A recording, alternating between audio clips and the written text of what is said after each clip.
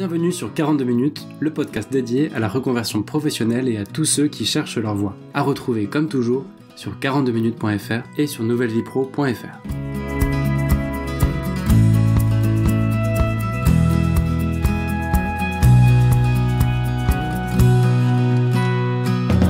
Salut à tous et bienvenue pour cette deuxième partie du tuto consacré à la motivation. Comment trouver de la motivation quand on n'en a plus forcément pour avancer ses projets et évidemment pour avancer son discernement professionnel, pour avancer une reconversion professionnelle. L'objectif ici, ça va être d'aller un peu dans le concret de moyens que moi j'ai pu tester ou voir et qui me paraissent intéressants, sympas, efficaces pour avancer quand on a besoin d'un petit coup de boost ou quand on doit tourner sans motivation. Alors avant ça, un résumé du dernier épisode pour ceux qui ne l'ont pas écouté ou si vous l'avez déjà un peu oublié. Les points clés, c'était de vous dire que c'est ok d'avoir des hauts et des bas en termes de motivation, tout simplement parce que ça fonctionne comme ça. Personne n'est en haut tout le temps. La différence entre les gens qui sont très efficaces, qui ont l'air d'être toujours motivés, et d'autres qui sont toujours un peu à la ramasse de motivation, c'est plutôt qu'il y en a qui savent rebondir quand ils sont en bas, et d'autres qui peuvent rester en bas très longtemps. Donc c'est ok d'avoir encore une fois des moments où on tourne un petit peu à vide, ça fait partie du fonctionnement. Il ne faut pas culpabiliser, il faut plutôt essayer de repérer donc les moments de haut, essayer de comprendre d'où ils viennent, et de surfer la vague le plus longtemps possible jusqu'à la prochaine descente, parce que un jour ou l'autre, forcément la vague va redescendre. Encore une fois, c'est structurel. Et donc la dernière chose, c'est que comme il est important de passer à l'action, il est important de garder un certain niveau de motivation pour pouvoir tout simplement se bouger et avancer dans votre projet. Et donc pour ça, il va falloir plusieurs choses. La première, c'est d'apprendre à rester le moins longtemps possible en bas de la vague quand vous y êtes. La deuxième chose, c'est qu'il faut apprendre à avancer même quand vous n'avez plus de motivation. Parce que c'est pas parce qu'on est en bas de la vague, c'est pas parce qu'on tourne à vide qu'on ne peut pas être efficace. Et à un moment donné, à force d'avancer, naturellement, pouf, la motivation va revenir et puis elle va redescendre, etc. Donc l'enjeu, c'est vraiment de réussir soit à faire naître cette petite vague, cette flamme, ce petit coup de boost, recharger la pile, appelez ça comme vous voulez, soit de réussir à avancer quand même quand cette énergie n'est pas là. Parce qu'au final, ça fait partie de la vie et je pense qu'on pourrait même résumer en disant que 50% de notre vie, on va la passer en bas de la vague et au final, c'est normal et c'est pas grave. Donc, l'important, c'est d'avancer malgré tout. Bref, dans cet épisode, moi, je vais vous partager des moyens concrets, des choses que j'ai vécues, observées, qui ont l'air de fonctionner pour d'autres et pour moi-même et qui ont deux utilités, soit, encore une fois, de recharger la pile quand on en a besoin, soit de nous permettre d'avancer quand la pile est déchargée, d'avancer quand même en tournant en mode sans échec, quoi, un peu en mode zombie, mais en avançant quand même.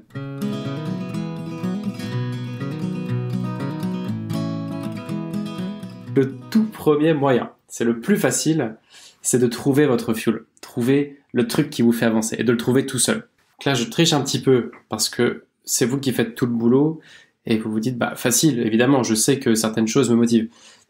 Là-dessus, j'enfonce une porte ouverte. Mais mon point, c'est plutôt de vous dire que si on réfléchit vraiment, c'est assez peu probable que votre motivation, quand vous en avez, vienne de nulle part. Et donc, il peut être utile de prendre le temps de se dire, au final, les fois où j'ai eu la pêche, les fois où j'ai été à fond, d'où c'est venu? Combien de temps ça a duré et d'où c'est venu? Qu'est-ce qui a déclenché cette vague-là d'énergie? Et la vague que ça a déclenchée, combien de temps elle a duré? Le but, c'est d'identifier des petits et des gros moyens qui réussissent à vous dynamiser et d'essayer de voir l'efficacité de chacun en disant « Ok, quand je fais ça, ça me dynamise et ça me dynamise pour combien de temps ?» La question, c'est donc « Qu'est-ce qui me donne confiance en moi ? Qu'est-ce qui me donne la stamina nécessaire pour faire quelque chose ?» Pour identifier ça, une piste, c'est de penser à quelque chose de vraiment pas cool que vous avez à faire. Par exemple, ranger de la paperasse, faire un grand ménage, appeler quelqu'un que vous n'avez vraiment pas envie d'appeler. Réimaginez quelque chose que vous n'aimez pas faire dans votre vie. Le moment où vous êtes passé à l'action, le moment où vous avez eu l'énergie pour le faire. Qu'est-ce qui a déclenché cette énergie? Qu'est-ce qui a déclenché votre motivation? Est-ce qu'il y a quelque chose de récurrent qui a l'air de fonctionner? Par exemple, moi, je sais que courir me dynamise et me motive. S'il y a une soirée à laquelle j'ai pas envie du tout d'aller parce que je vais me sentir un peu nul, un peu isolé, parce que je suis impressionné ou parce que j'ai l'impression que je vais être tout petit là-dedans, un peu écrasé, bref, pas envie, pas confiance en soi, eh bien, en général, un footing me donne assez d'énergie et assez de confiance pour y aller. Le but, c'est d'essayer de retrouver ça, de prendre le temps de vous dire, pourquoi pas avec un papier et un crayon, quand j'ai quelque chose de pas facile, quand j'ai quelque chose de pas cool à faire, et quand je réussis à le faire. Est-ce qu'il y a quelque chose avant ça qui m'a permis de le faire? Est-ce qu'il y a quelque chose de récurrent qui fonctionne pour moi? Quelque chose que je peux réutiliser après, à dessein? Quelque chose que je peux choisir d'activer quand je dois me remotiver? Voilà, je pense que vous voyez bien les moments dont je vous parle, ces moments un peu de présence, de motivation, c'est des moments où on sent une énergie de dingue, et on sait que ça va pas durer toute la vie, mais on sent qu'on pourrait faire énormément de choses, qu'on pourrait gravir l'Everest. Donc dans ces moments-là, vous pouvez vous poser 2 questions. C'est donc, qu'est-ce qui m'a poussé? Est-ce que c'était un mieux-être physique? Est-ce que c'était la détente qui vient après? Est-ce que c'était une équipe qui m'épaule et qui m'a donné envie? Est-ce que c'était un intérêt financier? Quel moteur fait écho en moi et me permet de passer à l'action? Et quel moteur que, à la limite, je peux démarrer moi-même quand j'en ai besoin? Et puis la deuxième chose, c'est vraiment dans les minutes, les secondes ou les heures qui ont précédé le fait que je me sente bien, qu'est-ce qui s'est passé? Dans quel environnement j'étais? Est-ce que j'étais seul? Est-ce que j'étais avec des amis? Est-ce que je travaillais sur quelque chose qui me passionnait? Est-ce que je faisais du sport? Est-ce que j'écoutais de la musique, etc. Donc voilà, ce premier moyen de recharger votre batterie, c'est de trouver quel est votre carburant, tout simplement. Quelques exemples que j'ai pu observer ça et là, qui ont l'air de fonctionner pour beaucoup de personnes, c'est évidemment faire du sport, aller à la salle, faire un footing, écouter de la musique, jouer de la musique, tout ce qui va être lié à la création artistique et être dans le beau et dans le vrai. Il y a tout ce qui va être lié à l'environnement, être avec un certain type de personnes, être en communauté, etc. Il y en a d'autres qui vont avoir besoin d'être seuls, en méditation, se retrouver face à eux-mêmes, passer du temps avec telle ou telle personne qui me pousse, qui me grandit, qui me recharge. Pour d'autres, ça va être de cuisiner. Il y en a pour qui ça va être de conduire sur l'autoroute avec la musique à fond et les 2 fenêtres ouvertes. Peu importe. Ce qui compte ici, ça va être vraiment de documenter ce qui se passe dans votre esprit, dans votre cœur et dans votre vie, dans ces moments où vous sentez que vous avez vraiment la pêche et que tout est possible. Qu'est-ce qui déclenche ces moments? Et quelles sont les raisons qui vous poussent à vous mettre dans cet état? Quelle récompense vous pousse à vous mettre dans cet état? Et quel état émotionnel ou physique a déclenché cet état de grosse patate dans laquelle vous pouvez vous trouver? En sachant encore une fois que tôt ou tard, ça va redescendre. Donc la question, c'est combien de temps vous allez réussir à faire durer cette vague? Et puis aussi, comment vous allez faire pour la refaire partir quand elle sera de nouveau arrivée en bas. Alors l'avantage de cette méthode, c'est que elle vous sert aussi à avoir confiance en vous en dehors de la motivation. Une fois que vous avez identifié 1, 2, 3, 4 ou 5 moyens qui ont l'air de fonctionner pour vous, une fois que vous les avez identifiés, parce qu'ils existent déjà, bien vous pouvez aussi vous en servir quand vous avez besoin de passer un oral, besoin de faire un entretien qui vous fait peur, quand vous avez une discussion difficile à avoir avec quelqu'un. Dans tous ces moments où vous savez que vous allez vous sentir super nul et que vous allez manquer de confiance en vous, bien activez ce petit moteur-là, ce déclencheur-là, activez-le et ça va vous mettre dans un état qui fait que vous pourrez affronter ce qui arrive. Ça devrait recharger votre pile et vous donner confiance en vous.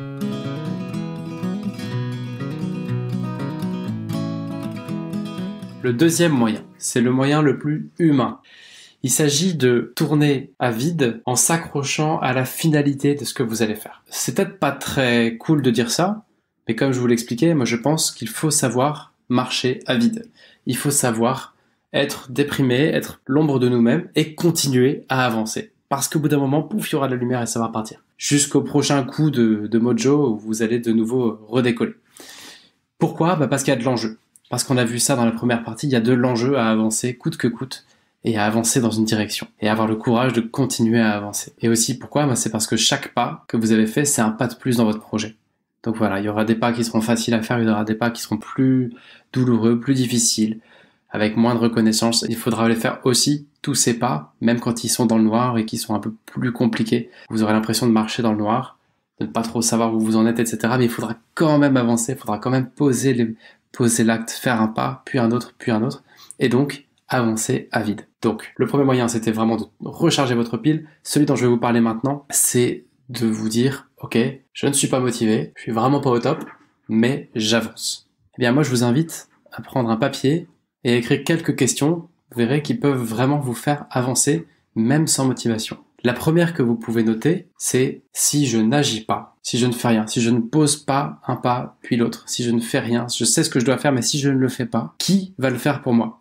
Peut-être que la réponse sera un tel ou une telle, etc. Dans ce cas-là, très bien. Mais il est probable que la réponse soit personne. Auquel cas, on peut passer à la deuxième question, c'est si je n'agis pas, quelle va être la conséquence à 6 semaines, à 6 mois et à 6 ans du fait que je n'agis pas. Vous pouvez tracer la ligne de là où vous emmène votre inaction. Est-ce que je suis à l'aise avec cette destination? Quand je me fais une image de là où le fait de ne pas agir aujourd'hui m'emmène à 6 semaines, 6 mois, 6 ans, est-ce que je suis à l'aise avec cette image? Si vous êtes à l'aise, tant mieux. Si je ne suis pas à l'aise avec ça, eh bien peut-être qu'il faut que j'agisse quand même si je suis pas au top en ce moment. Parce que la direction que pour ma vie, elle est pas bonne. Parce que la bonne direction, elle est ailleurs. Et que même si j'ai plus de carburant, eh ben je dois y aller, quoi. Je vais pas passer toute ma vie dans cette direction qui n'est pas la bonne.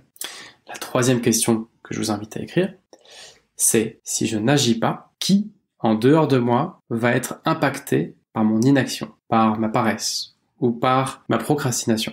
C'est une question qui peut être très bonne à se poser parfois, de se décentrer un peu de soi, de ne pas être trop nombriliste, surtout quand on cherche sa voie, quand on est dans des projets de reconversion, on parle beaucoup de nous-mêmes, on est beaucoup centré sur soi-même, on est dans une dynamique où on essaie de se chercher, de se trouver pour s'accomplir soi-même. Tout ça, c'est très bien, parce que plus vous serez accompli, plus vous pourrez porter du fruit aux autres.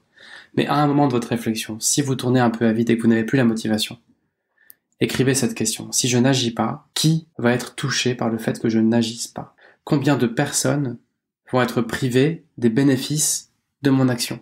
Et en quoi seront-elles privées des bénéfices de mon action? Par exemple, sur 42 minutes, je sais que ça n'est qu'un modeste podcast, mais je me dis parfois que cet épisode, cette interview, si je ne la fais pas, eh bien ça va priver peut-être une personne, 5 personnes, 1000 personnes, peu importe le nombre, ça va priver quelqu'un de découvrir ce que quelqu'un avait à lui apporter dans sa vie. Et donc si je ne le fais pas, à titre personnel, ça m'emmène pas dans une direction qui me plaît, mais aussi à titre de contribution, ça prive potentiellement quelqu'un de cheminer, d'avancer, etc.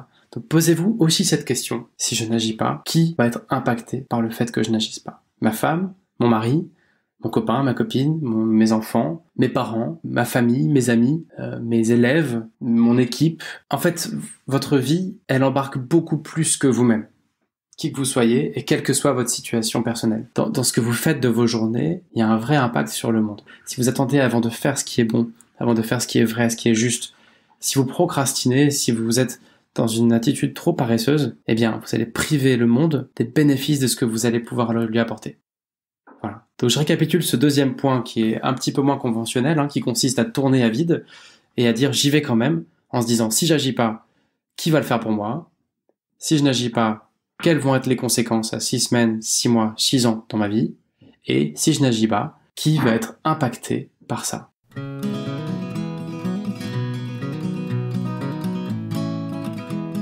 Le troisième moyen, pour moi c'est le plus fun, j'appelle ça le moyen du trombone. Testé personnellement et approuvé. Alors un principe fondamental de la psychologie, de la motivation, c'est la notion d'habitude. Ceux qui s'intéressent un peu au développement personnel et qui écoutent ce podcast, vous devez savoir que quand on essaye de changer quelque chose dans sa vie, le plus dur est de créer la nouvelle habitude ou de se débarrasser de la mauvaise habitude. Et puis au bout de 28 jours, ou 30 jours, ou 60, peu importe. Il y a plein de versions. Mais au bout d'un certain nombre de jours, c'est l'habitude qui prend le relais sur la motivation. On n'a plus besoin d'aller chercher la motive, puisque l'habitude a pris le relais. En d'autres termes, au début, il faut de la motivation pour agir, et après un certain temps, c'est l'habitude qui fait le job. Je crois que ça marche très très bien, mais si vous êtes comme moi, vous avez dû lâcher l'affaire bien avant d'avoir atteint la notion d'habitude. Typiquement, la liste des résolutions du 1er janvier, en général autour du 3-4 janvier, elles sont déjà toutes complètement par terre. Et donc ce grand principe, au final, reste ce qu'il est, un principe fondamental de psychologie, cette notion d'habitude. Mais dans la vraie vie, ça s'applique assez peu. Eh bien, il y a un moyen qui marche très bien pour moi. Vous achetez une boîte de 1000 jolis trombones, qui vous donnent un peu envie. Voilà. Et vous prenez une résolution, par exemple, pour ma part, c'était de travailler 1 heure par jour, 7 jours sur 7, sur une méthode de discernement qui aide vraiment les gens à changer de vie en passant par des actions concrètes. Chaque jour où vous avez fait le job, vous avez le droit d'ajouter un trombone. Si en revanche, il vous arrive une seule fois de ne pas le faire, c'est toute la chaîne que vous devez arrêter et déconstruire. Donc voilà, pour ma part, c'était 1 heure de travail chaque jour, ok, j'ai le droit de mettre un trombone, 7 jours sur 7. Et bien au début, ça a l'air de rien, Vous allez vous retrouver avec vos 3 trombones là, à vous dire c'est vraiment nul. Mais quand vous jouez le jeu, et après quelques semaines, vous allez avoir une chaîne bien solide, assez longue, et je peux vous dire que pour rien au monde, vous n'avez envie de la jeter à la poubelle. Et vous allez commencer peut-être comme moi à vous imaginer, montrer à vos petits-enfants, tu vois là, il y a cette chaîne de 2 km de long, et bah en fait j'ai tenu mon engagement de travailler 1 heure par jour à aider les gens à trouver leur voie, bah voilà, toute ma vie j'ai fait ça, toute ma vie j'ai passé 1 heure par jour à faire ça, et voilà la matérialisation que ça a pris, une chaîne de trombone hyper longue, et si j'arrêtais une seule fois, eh bien tout tombait à l'eau. En fait, le fait de visualiser le travail que vous avez accompli, et le fait de savoir que si vous lâchez l'affaire une seule fois, tout peut s'effondrer, et ben pour moi ça marche super bien, c'est un excellent moteur, et ça me motive à dire mais non attends, là la chaîne est trop longue, je peux pas arrêter quoi, c'est trop du gâchis, elle fait 10 mètres de long, c'est pas pour une journée, et donc voilà, donc pourquoi ça marche ? Parce que ça matérialise votre cheminement, ça le rend visible, alors qu'en général on ne se voit pas progresser. Mais pour que ça marche, il faut 3 choses. Il faut évidemment des trombones, ou tout autre élément physique de votre choix. Il faut surtout un objectif qui soit atteignable. Si vous vous mettez un objectif de lire 1 livre par semaine, bah c'est juste impossible aujourd'hui dans notre vie de lire 1 livre par semaine et de tenir ça longtemps. Je pense en tout cas. Et il faut, le plus important, il faut que vous vous aimiez assez pour être honnête envers vous-même et pour ne pas vous mentir. Parce que assez vite, pour l'avoir vécu, assez vite vous allez vous rendre compte que il va vous manquer une journée et vous pouvez vous dire attends, hier je l'ai pas fait, mais demain j'en mettrai 2. Et puis au bout d'un moment c'est la semaine dernière j'en ai pas fait, mais je vais faire 2 heures pendant 15 jours et là je vais pouvoir en mettre plein. Non. Vous avez passé votre tour, ok, la chaîne s'effondre et on recommence à zéro. Sinon la technique ne peut pas marcher. Alors petit bonus, si vous décidez de mettre cette méthode en œuvre, il y a un petit logiciel gratuit qui s'appelle Harvest avec un H. C'est une appli qui existe sur téléphone, sur ordi, qui vous permet de mesurer le temps que vous passez sur un projet. Et donc ça vous permet de mettre un petit timer quand vous vous y mettez, et puis d'arrêter quand vous avez fini, et de mesurer, de bien voir le temps que vous avez passé sur un projet. D'ailleurs, c'est un autre moyen de matérialiser votre progression.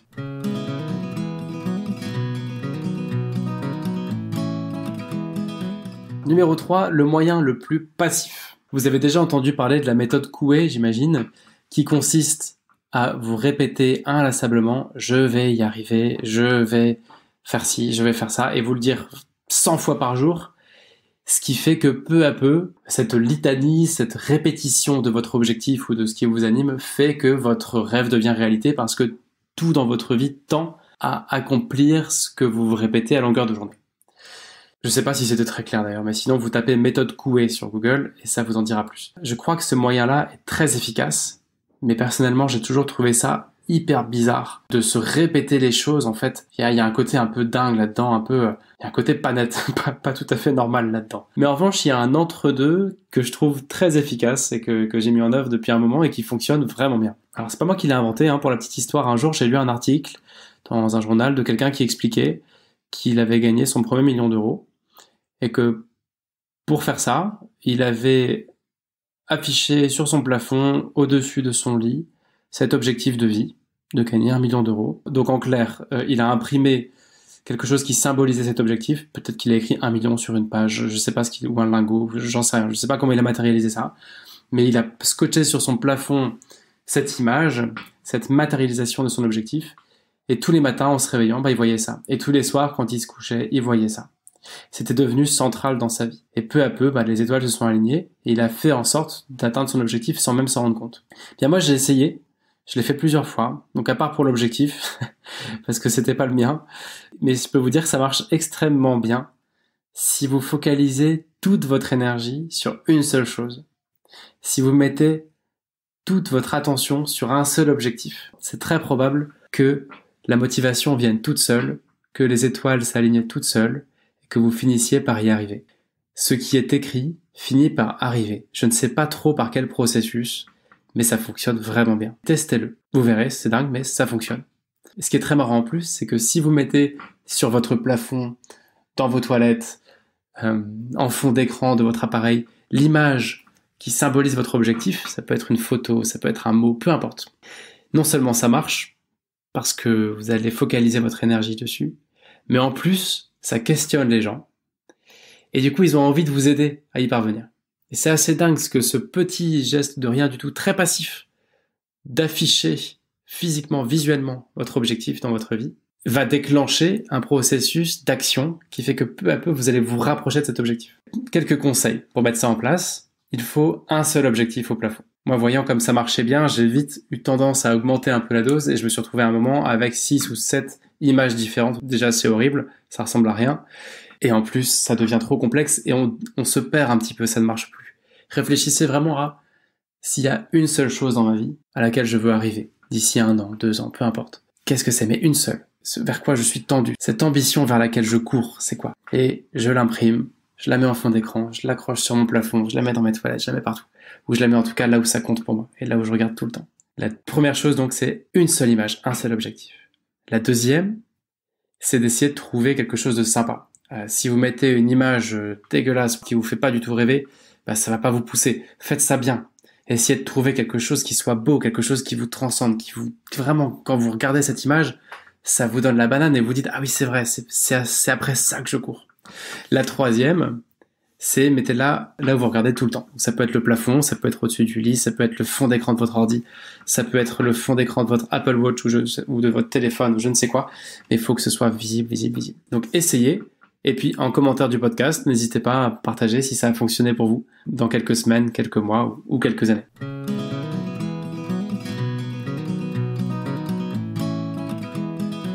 Et enfin, le moyen le plus politiquement incorrect que j'ai baptisé le coup de bâton. Alors, celui-ci, c'est mon petit préféré. Pourquoi? Parce que c'est de loin, pour moi, le plus efficace, mais qui est pas très avouable et qu'en général, vos amis auront du mal à comprendre si vous le mettez en place.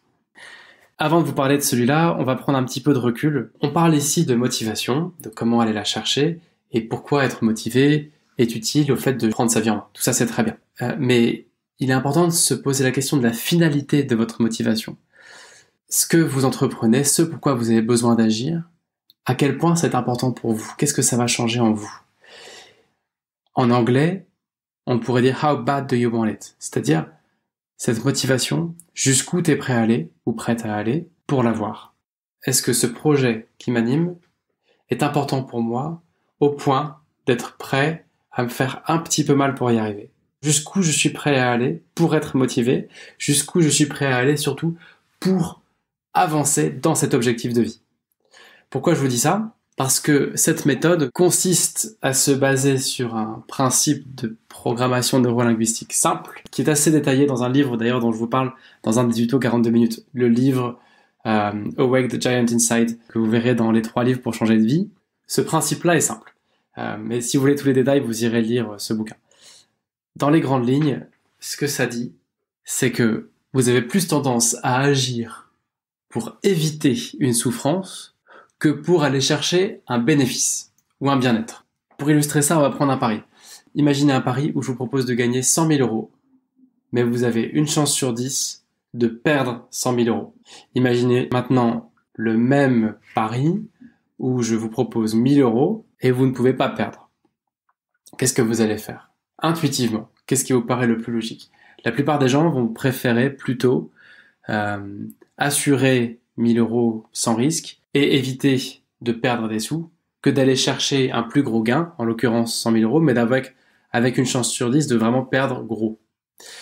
Et c'est un principe de base qui dit que dans notre vie, contrairement à ce qu'on pourrait penser, on est bien plus motivé par ce qui nous fait peur, on agit bien plus pour éviter une galère que pour aller chercher un bénéfice. C'est un peu d'ailleurs la raison en général qui pousse à arrêter de fumer. On va plus arrêter de fumer parce qu'on ne veut pas mourir de cancer que parce qu'on veut mieux respirer ou avoir une vie plus saine. Et quand vous y pensez, c'est comme ça un peu pour tout. Et c'est pas du tout intuitif. C'est pas quelque chose qu'on se dit habituellement. Donc, pour en revenir à nos moutons, comment trouver votre motif?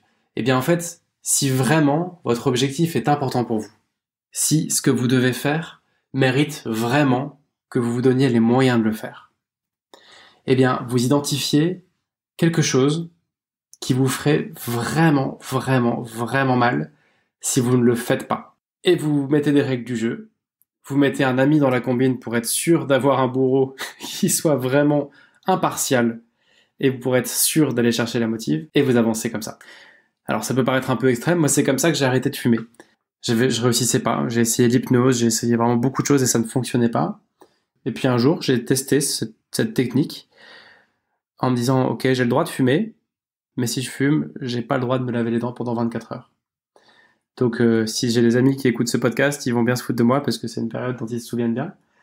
Je peux vous dire que assez rapidement, l'enfer que représente une journée de travail ou une journée de vie sociale avec une haleine de phoque, elle est bien supérieure au plaisir qu'on éprouve à fumer une cigarette.